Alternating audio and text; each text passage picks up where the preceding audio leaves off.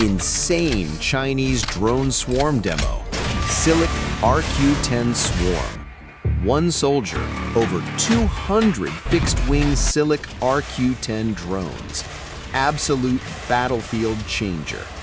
A high-speed Swarm 1 combat vehicle unleashes 48 drones in seconds.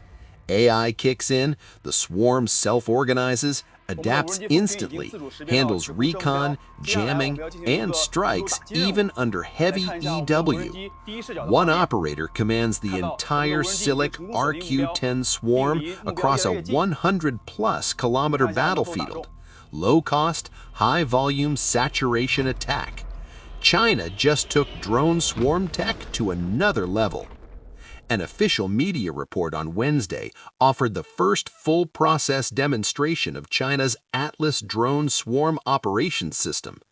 A military affairs expert told the Global Times that the system not only showcases expanding battlefield applications for drone swarms, but also reflects rapid advances in algorithm-driven technologies, which are reshaping modern warfare by enabling autonomous coordination, precision engagement, and system-level combat capabilities.